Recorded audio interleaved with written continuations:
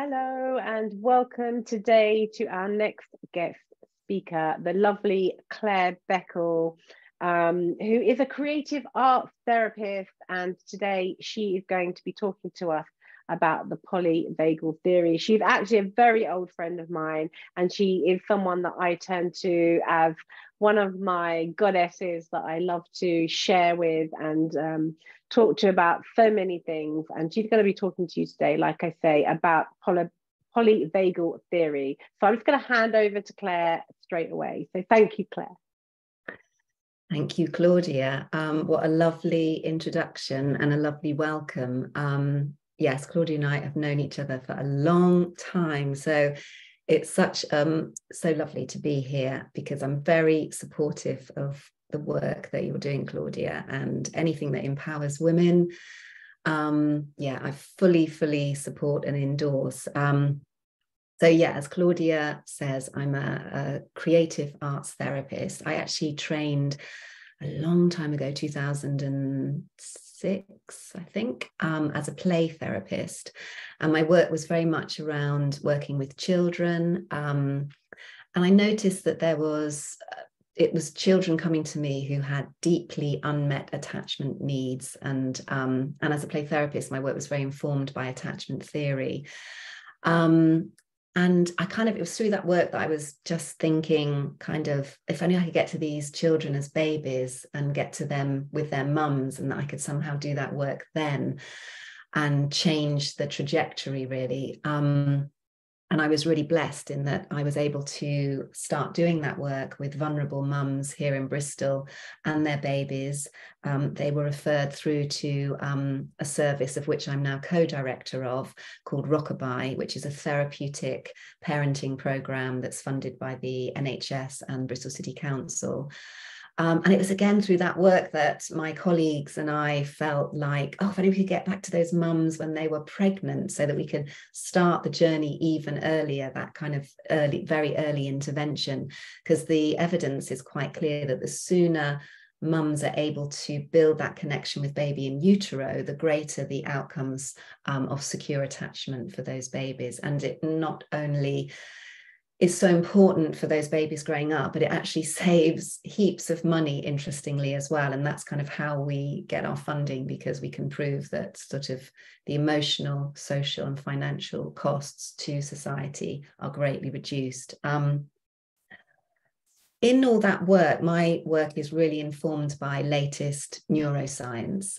So we're always looking at what's kind of around, what's coming out by the developmental psychologists and the universities to inform our practice. And one of the most exciting kind of developments, it's actually been around a fair while, but these things always take time to filter out, is the theory known as polyvagal theory. And some of you may have heard of that already. Some of you may have done some workshops on it. It's really spreading. And I think that it's going to be informing NHS, school systems. And really, its application can be used, just in life, in our relationships. And polyvagal theory was developed by somebody called Stephen Porges. But actually, I follow the work of Deb Dana, who's one of Stephen Porges's students. And she has she's sort of digested the theory and kind of is able to articulate it in a way that is much easier. And I've done some workshops with her, and I've read her books. So why I suppose I'm here today is that I just feel that polyvagal theory can inform us as people, as women, and it's a way, it offers tools for us to kind of develop our own journey to empowerment. So that's when Claudia and I were talking about this, and she thought that it might be helpful for you to hear about this. And I certainly have found it really helpful for me as a woman. So just to sort of tell you a bit about polyvagal theory. So polyvagal theory describes the work of the autonomic nervous system. the autonomic nervous system is what connects the brain to the body. So this flow of information is running up and down the autonomic nervous system all day long, every moment. Interestingly, 80% of the information comes from the body to the brain, 20% from the brain to the body, which I think just really backs up that trust your body, because it's actually running the show. And I'll just read something, actually. I was just brushing up a bit this morning, something from Deb Dana about this kind of polyvagal approach. She says, through a polyvagal approach to living, the door opens to compassion, an autonomic nervous system that co-regulates and self-regulates with ease, creates the possibility to move out of the need for protection and instead to embody a system that finds joy in connection. So it's kind of creating ways to honor our autonomic nervous system as we move through states of protection and connection, because the autonomic nervous system is designed to pick up cues of danger and also to pick up cues of safety. And it came into existence, this autonomic nervous system, 500 million years ago, so a long, long time ago. And the first aspect of it to come into development was something that is known as the dorsal vagal. So the vagus nerve is part of the autonomic nervous system, wandering between the brain and the body. Vagus in Latin actually means to wander through the body. So it kind of wanders through the body. It wanders down to sort of the heart, the lungs, and all the digestive systems below the diaphragm as well. And it also is connected with the muscles in the face and the neck and the throat. And I'll explain why that's important a little bit later. So 500 million years ago, evolutionarily, in the evolutionary kind of journey, we were reptilian in nature, and this dorsal vagal, which came into existence, came about to detect threats. So if we think about a reptile, maybe we think about a turtle or something. If a threat comes along, what does the turtle do? It retreats into its shell. And when it retreats into its shell, there's no connection going on with any other turtle, and there's no movement. It's shut down, it's collapse. So this kind of characterizes the dorsal vagal, of which we still have. And this connects with all the organs below the diaphragm. We're going to go up the evolutionary ladder now to 400 million years ago, when the next part of this, of the autonomic nervous system came into existence. And that's called the sympathetic nervous system, which you're probably aware of, also known as the fight-flight. And if we think about a mammal who is challenged by a threat, the sympathetic nervous system kicks in, and fight-flight is activated. Very different to your dorsal vagal, which is retreat, shut down with no movement. This is movement. This is mobilization. This is the body has to move in order to survive. So very different to the dorsal, but one thing that it has in common with the dorsal vagal is that there's no connection. So when we're in our fight flight, we're not thinking about anybody else. It's purely survival. We have to move. And the vagal, the part of that autonomic nervous system, connects in with the heart and with the lungs, because we need more oxygen in the body. The heart beats faster to get more oxygen into the body, so that we can run or we can fight. So this is the sympathetic nervous system. We're going to go up the evolutionary ladder again to 200 million years ago, when the next part of this, of the autonomic nervous system develops. And this is the part called the ventral vagal. This part connects with from the kind of the throat upwards with all the muscles of the face. And this is important because this sort of detects cues of safety. And it's a way to promote our survival through actually connecting with other people. So it's really, really different to the sympathetic nervous system and the dorsal vagal, which is very much about shutting down, dorsal shutting down, sympathetic running away. You're not in connection with anyone else.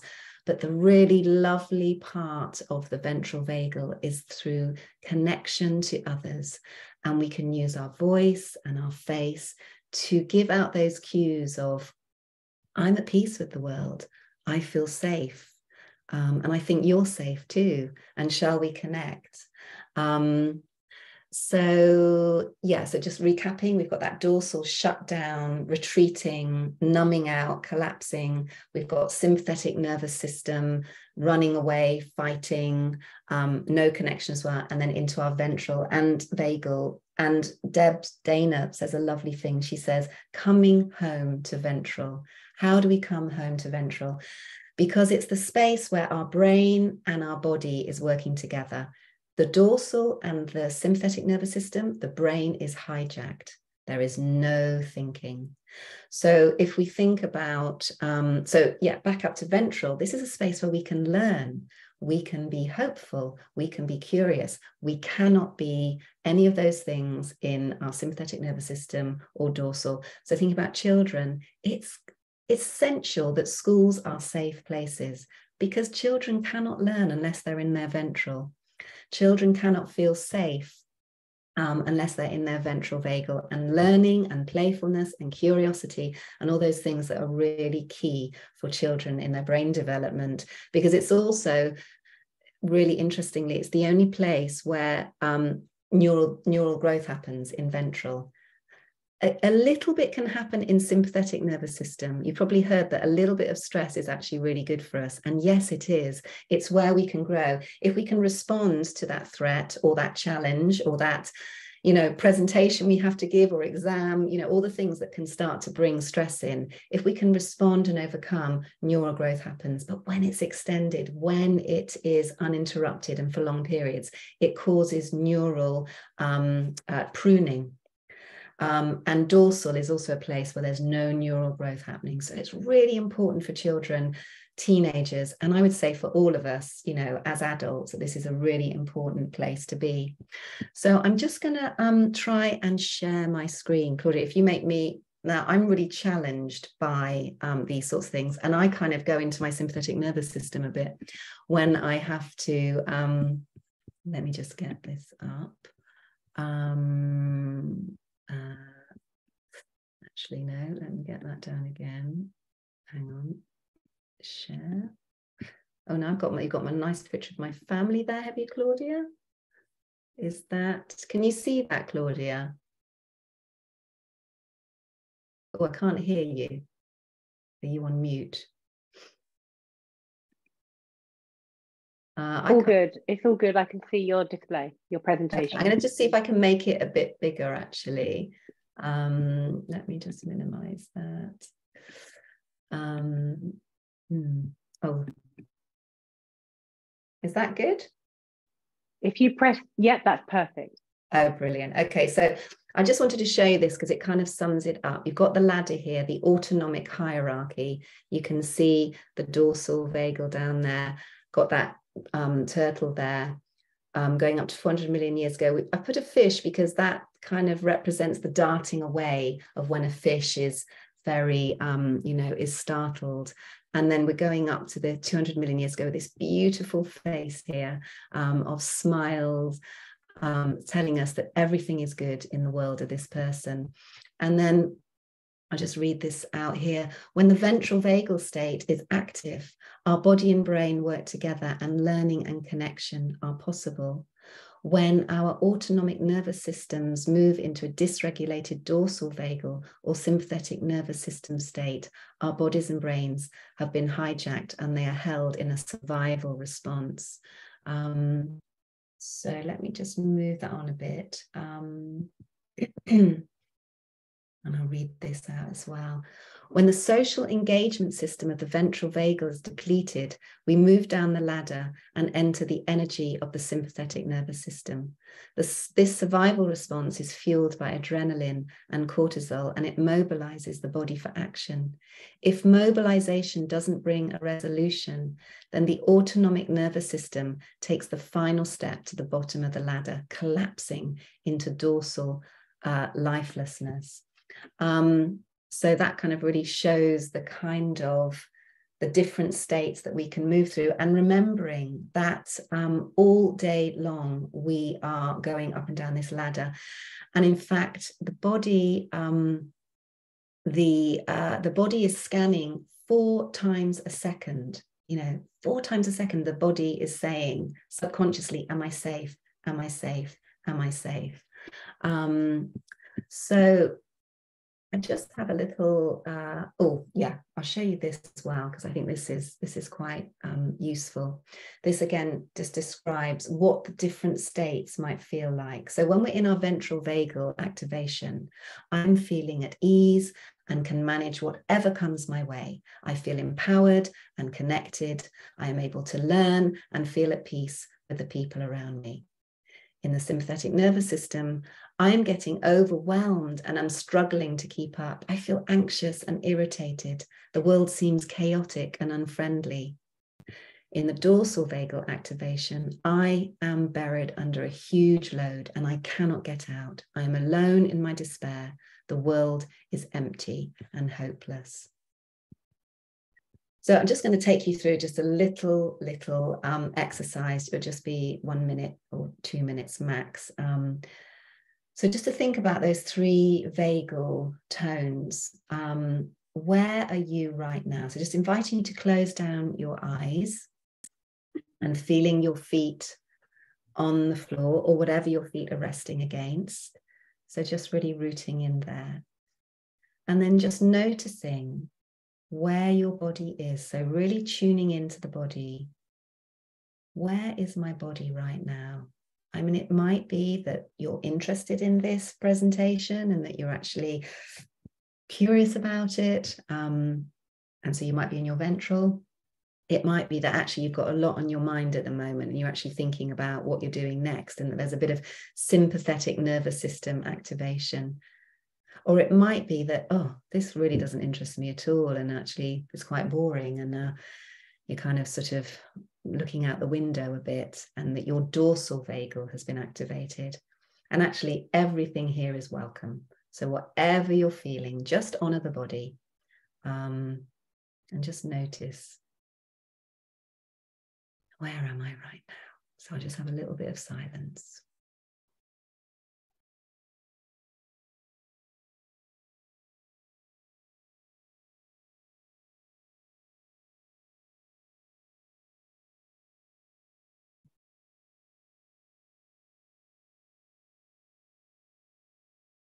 And then just coming back into feeling the feet on the floor or whatever the feet are in contact with. And just noticing the breath, noticing how the body moves in response to the breath. And then just bringing in any movement that the body wants. And when you're ready, coming back. And I'm just going to minimize this and share. So that may have given you a little sense of where your body might have been at in this present moment. As I said, it's changing all the time. We're going up and down the ladder. The smallest thing can trigger us. And I'll just sort of explain a little bit about that. So there's actually 3 parts of the polyvagal theory. So I've just told you about the first part, which is the hierarchy of the autonomic nervous system. The second part is called neuroception. And neuroception is the internal surveillance system of the body. And it happens below our awareness, below our conscious awareness. And it's, as I was saying before, it's that 4 times a second scanning all the time. Am I safe? Am I safe? Am I safe? And it does it by looking at 3 different areas. So first off, it scans inside the body. It does a sort of internal scan, like, is anything happening in my body that I should be alarmed about? So that's the first area that it looks at. The second area it looks at is the immediate environment. So again, below my awareness, it's scanning. I've got a window in front of me, so I can kind of see out onto the street. I've got the door behind me. So below my awareness, their neuroception is just making sure I'm okay. There's no sounds going on. I can't hear or see anything. All is well in my world. But if there were a sound to come up in the house, neuroception would start moving me into sympathetic nervous system. My heart would beat just a little bit faster. In case, what's that? You know, these are micro moments, because I don't think anybody would be coming in my house that I'd be worried about. But again, there's no thinking there. The body just takes over. And then the third area, and this is the really key area for, I think, that the work that we're doing here, and for us as women in this patriarchal system, this is where neuroception scans what's happening between me and Claudia, actually, because I can see Claudia's face here. But anybody that we are in connection with, it's checking, am I safe here right now? So I'll be looking at Claudia's face to see, you know, she's smiling at me now. So that's giving me cues. Oh, we're safe here. Claudia's listening to me. If I'll give you a little exercise that I've done that can just sort of show how neuroception can work.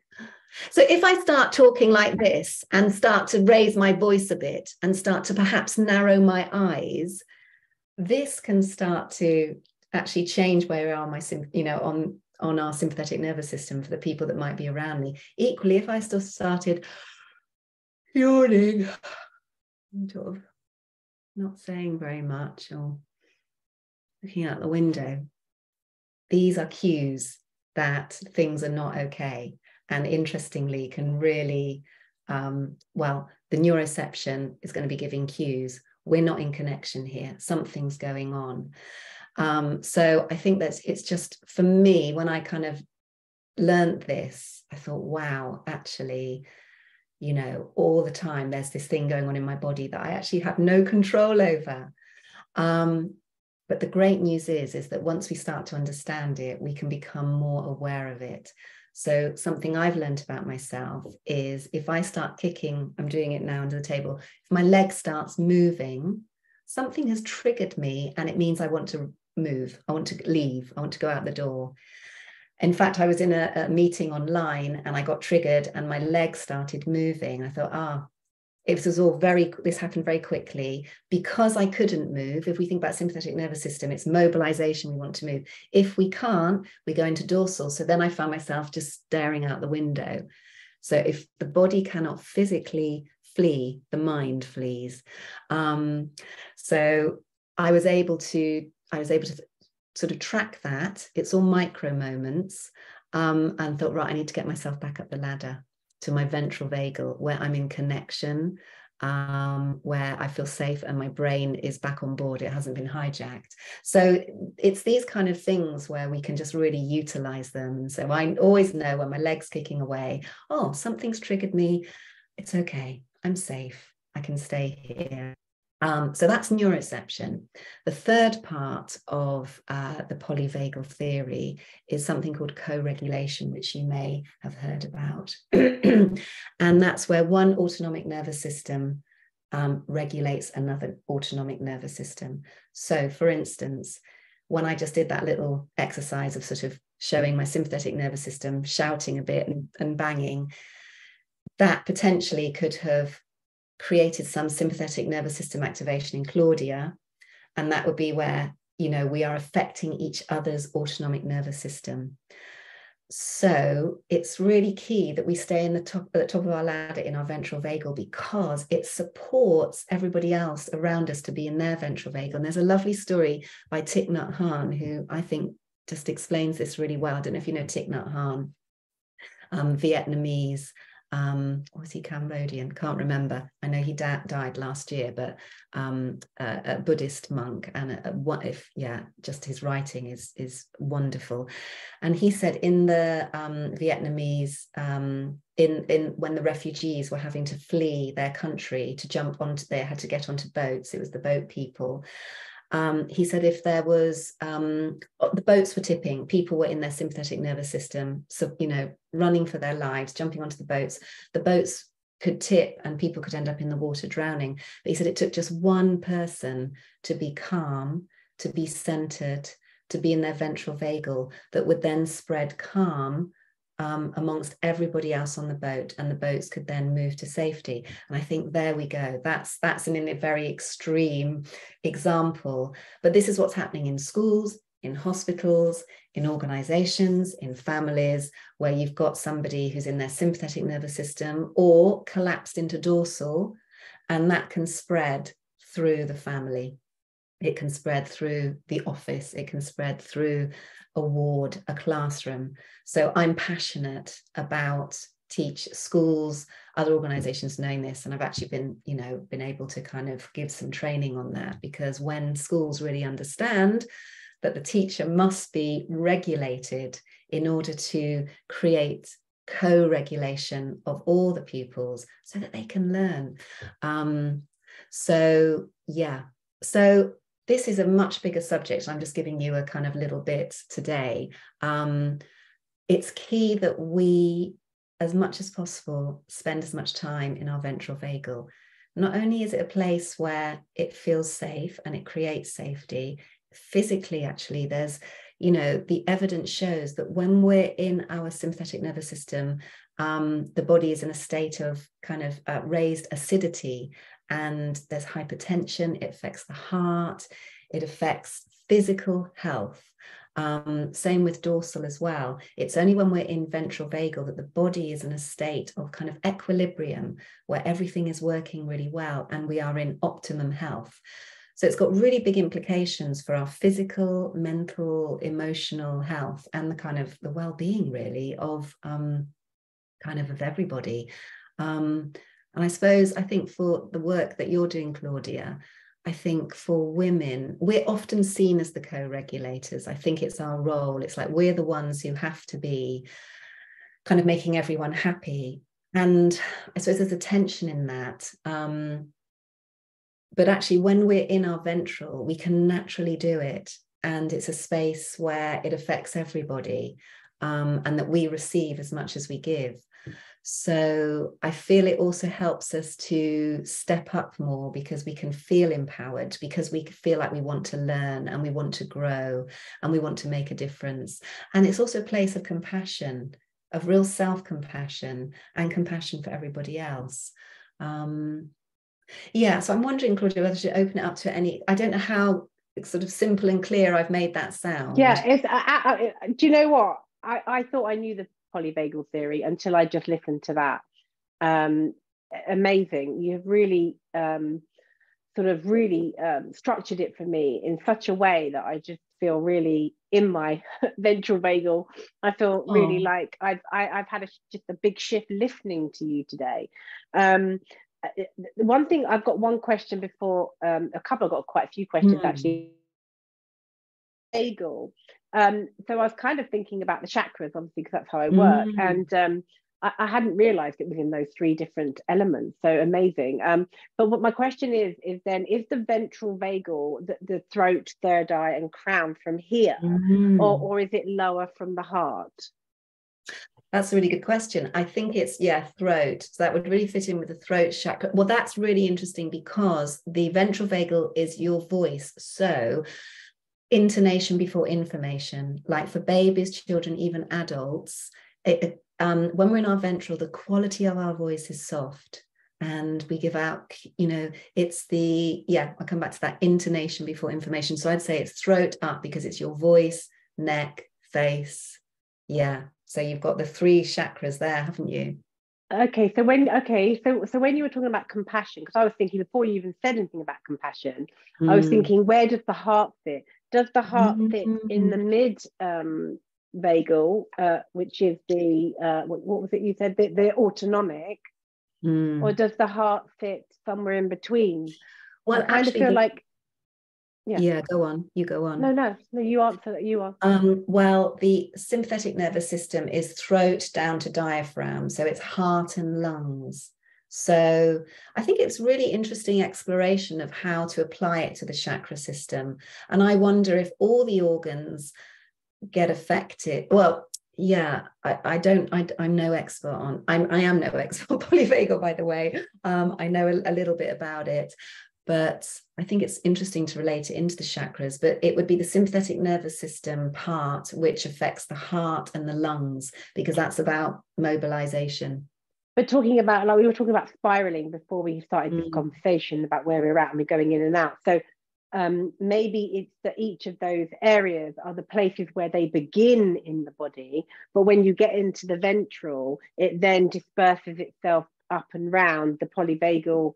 You know, the idea of the vagus nerve that goes all the way up from the bottom of the spine all the way up to the head, and imagining it actually is, from what I've understood, this sort of spiraling system. So when you're in that ventral, it might start in the throat and the ethereals and the spirit chakra areas, but once you, because it takes over your whole body. So when you're in the dorso, then you're going to feel it and start in the lower chakras where we hold shame and trauma and fear. But then when you start to release, then it's going to rise and go up and down, isn't it? So it's like it's where it starts, isn't it? It's kind of like where does it start? Which system are you in to begin with, and where are you ending? So so it's kind of maybe like the starting system. I kind of see it like the blood flowing through the I don't know. I mean, there's movement, isn't there? I get that sort of sense of it kind of moving, and all the time we're affected by it. And I'm, you know, since I've been doing this work, I'm much more aware of how it does really affect my whole body. And noticing is is a way of getting us back at the ventral, because what we haven't done today, and that's kind of, it's how you actually apply this, and how, you know, what are the triggers that take us down the ladder, and what are the glimmers that get us back up the ladder. And that's where the work is great. So that's what I was going to say to you.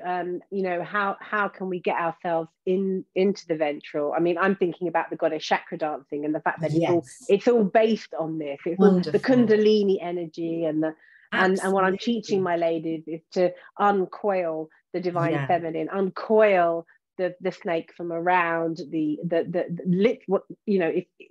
vagus nerve. Really, that's the kind of learning that I've been taught, that I've now put into a dance system. You know, into a healing system. So I kind of feel like it, you know, the polyvagal nerve is a big part of that understanding, getting into the body. So this whole sort of getting out of the head and into the body and understanding with so the question is then, other than sort of movement and dancing, would you say that's is that a good way to come out of, get into the ventral? It's absolutely brilliant. If you think about the sympathetic nervous system that needs movement, so dance is going to be fantastic. I mean, this is a really big, this is a massive subject, so I'll just pick a few things because it's different for everybody. Like if you're in your dorsal, which is very immobile, again, movement is really good. So, but it can be quite hard to do that shift. In fact, Deb Dana on YouTube has got some lovely footage of how she moves people up the ladder. The first thing is getting to know the 3 states. So I've really done some work on myself around, what do my 3 states look like? What do they feel like? And then what do I need? So when I'm in my dorsal, I need to connect with somebody, you know, even if it's texting somebody or it's calling somebody, or if there's somebody in the house. When I'm in my sympathetic nervous system, I really need to move. I really need to. So dancing is great for me. Dancing might not work for somebody else. Some of the yoga postures that are supposed to be really good for ventral are the forward bends, anything and sort of touching toes. There's specific yoga asanas which are really good for it.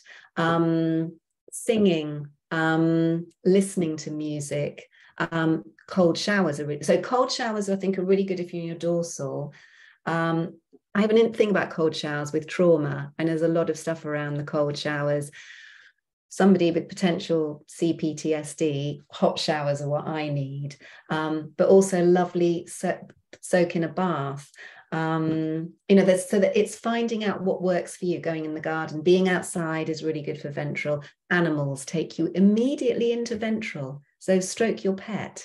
I mean, isn't that wonderful that, you know, an animal, you've got Clare there, I've got Sylvester here. And, you know, so anytime when you notice you're in your dorsal, your sympathetic nervous system, find You your got pet and stroke them, because they're brilliant. But let's remember, connection is really key, and that can be really challenged when we're in our dorsal and in our sympathetic nervous system. So yeah, for people who really struggle, and I, you know, some of my clients who really retreat and collapse, and that this is a very numbing place, you know, just making that kind of tentative connection, like I say, even through a text, can be the start of kind of pulling you out of it. It's really interesting. I mean, we could talk about this for hours, and I know you don't have hours, but I would just say that just what I felt as you were saying that was that feeling that even I get, you know, everyone thinks, oh, coaches, no, I do get these feelings on a go up and down the spiral quite a lot. Yeah, we all do.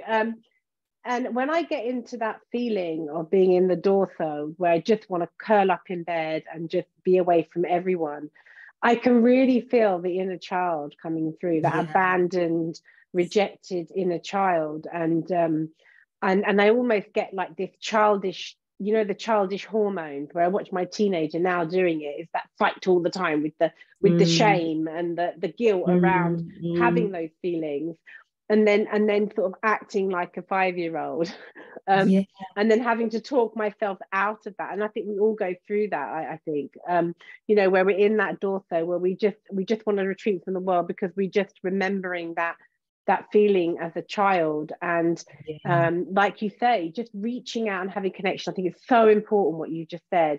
And right now in the consciousness and the zeitgeist of this sort of ability for everyone just to retreat and just go, I don't want to connect with the world because there's so much going on, that it's really important that we do reach out to each other. And, you know, we obviously have a community with my women, but it's really important to reach out in whatever way you can. If you feel yourself in those in too long in those lower systems. You know, as I say, my women know I'm just always banging about, you know, I send them every day, they get the chakra dance, whether they get to do it or not.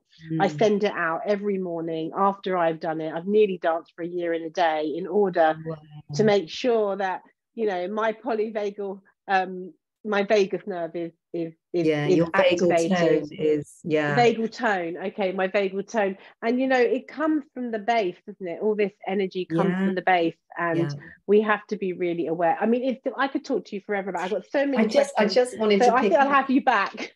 Well, I'd love to, but I just wanted to pick up on what you said, because you're so right about the inner child, and I go back to the inner baby as well, and why a lot of the children that, you know, we're seeing a lot of children presenting with dorsal activation. If you think about it, a baby who is being neglected or abused, or a child, so baby or child, they do not have the autonomy to protect themselves. So their sympathetic nervous system, they can't fight, they can't flee. So they emotionally, mentally flee.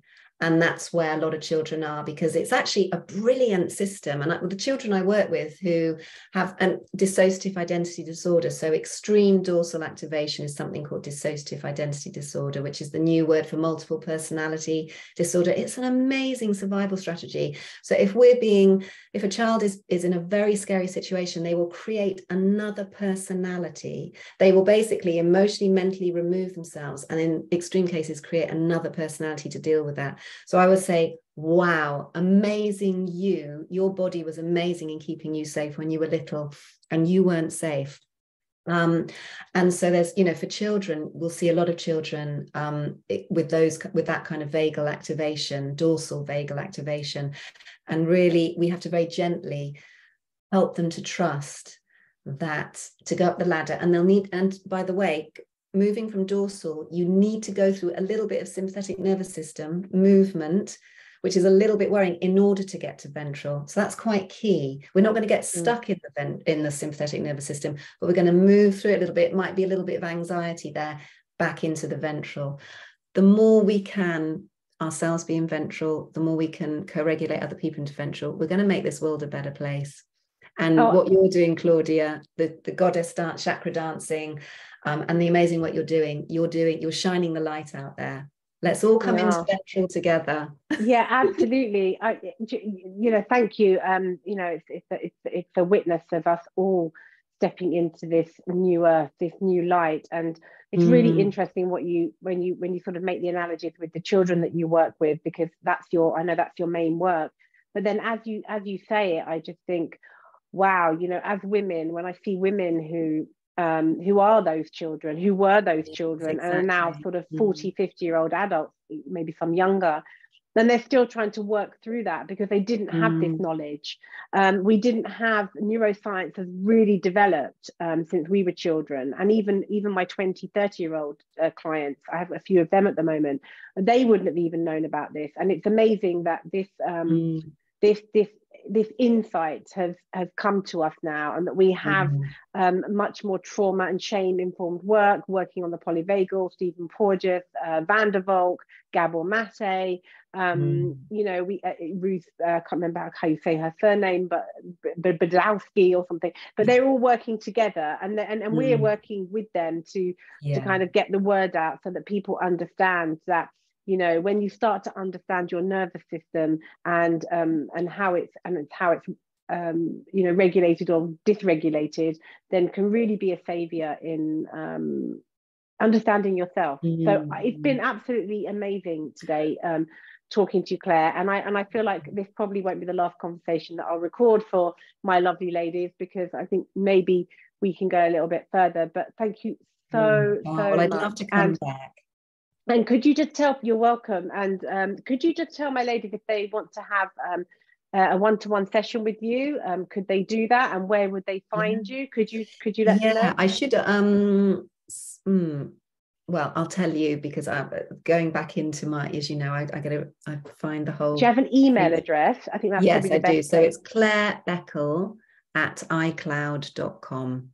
That's my, if people wanted to do. And it's Clare without an I, and it's Beckell with 2 L's. And if anybody wants any more information or needs any more contact information for Clare, I have all her contact. That's really the easiest way. Go through Claudia.